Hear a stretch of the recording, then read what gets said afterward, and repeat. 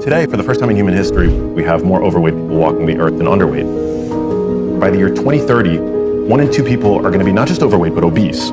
It sets the stage for all the bad things you don't want to get. Alzheimer's, heart disease, diabetes, obesity, cancer.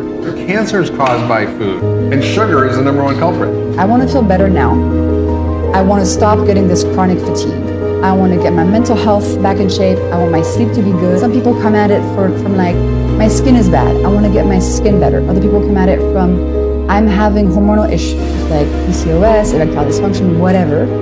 They get to glucose, they study that, and weight loss is a nice consequence. Fructose says don't burn fat. Fructose tells your body winter's coming. Get ready.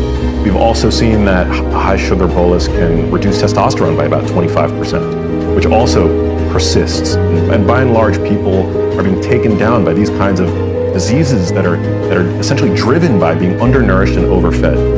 People with the obesity, the diabetes, the hypertension, the dyslipidemia, and all the downstream issues, the coronary artery disease, the Alzheimer's, the cancer, and again, type 2 diabetes, are the consequences. Added sugar is insidious today. It's in everything. It's in sauces. It's in coffee beverages. Coffee chains, for a cup of coffee, we end up drinking dessert. And it causes what is called insulin resistance, meaning that insulin doesn't work as well in your body through a number of mechanisms. So that's the dirty secret of fructose that the industry didn't want us to know about. Now it's been called out. So now we're seeing 1 in 2 Americans suffer from either pre-diabetes or type 2 diabetes. And that is when you eat too much sugar and starch. And every time you do that, it raises your insulin. Your body becomes resistant to the insulin, and so it doesn't work as well, so you need more insulin. And insulin does what? Insulin makes you hungry, it makes you store belly fat, it locks the fat in the fat cells, and it slows your metabolism. It's like a quadruple threat for your body to gain weight. It's the big killers. Are by sugar and food. Yes. Yes. So if you change your diet, you should be able to prevent or cure sometimes. Alzheimer's? 100%. Yes, 100%. I mean, the studies are there. Even people who already have Alzheimer's, when they improve their diet, they can wake up more and get functionality. Yeah. By the year 2030, 1 in 2 people are going to be not just overweight, but obese, are ultra-processed food products that by and large we overconsume today. Your average American today derives 60% of their calories from ultra-processed foods. These are the foods that line our supermarket aisles. Our supermarkets tend to be designed the same way. It's the perishable fresh food that tend to be around the perimeter. The aisles have all the shelf-stable convenience foods that are minimally satiating, highly calorically dense, and hyper-palatable. So those 3 factors make those kinds of foods, particularly when they're all you have access to, a recipe for disaster. Consuming a high sugar bolus can also elevate your blood pressure, which we know is a risk factor for neurodegeneration. We've seen that 1 high sugar bolus, about 75 grams of sugar, can cause your systolic blood pressure to elevate for 2 hours. We've also seen that a high sugar bolus can reduce testosterone by about 25%, which also persists for 2 hours. Yeah. Why? Any guesses why we'd have an evolutionary response to sugar that lowers our testosterone? That's a good question. A hunter-gatherer would have never had access to that kind of rapidly digested sugar deluge, right? Because we would have had fruit, and our fruit as hunter-gatherers would have been a fraction as sweet as they are today. But the notion of fruit juice or a sugary, high 75-gram glucose beverage, for example, didn't exist. So I think what it does is it sends our body into a stress state. And so that's, I think, one of the reasons why we see the elevation of blood pressure. And I would also assume because stress can reduce testosterone. That's really interesting.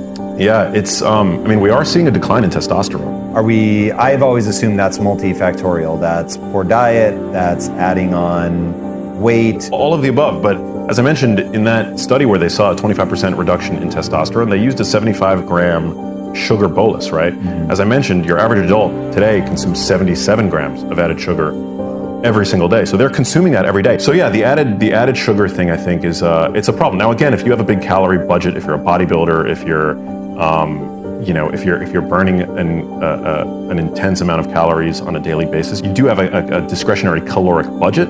But for your average person, again, today your average person is overweight, bordering on obesity, has some component of metabolic illness, glucose dysregulation. I would say that being a sleuth and being able to identify added sugar and then cut that out or at least minimize your consumption of it, I think you'd be doing your health major favors. You're probably on a sugar addiction roller coaster every single day of your life. If you've been on this glucose addiction for a long time, your body will take a week, 2 weeks to be able to switch over to burning fat.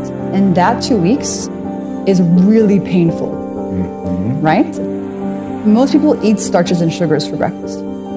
Then maybe they buy a muffin or a pastry or a croissant or, something like that. Or maybe they just have a coffee with sugar in it. The thing is, if you create a big glucose spike at breakfast, it actually controls your entire day. Your entire day turns into this roller coaster.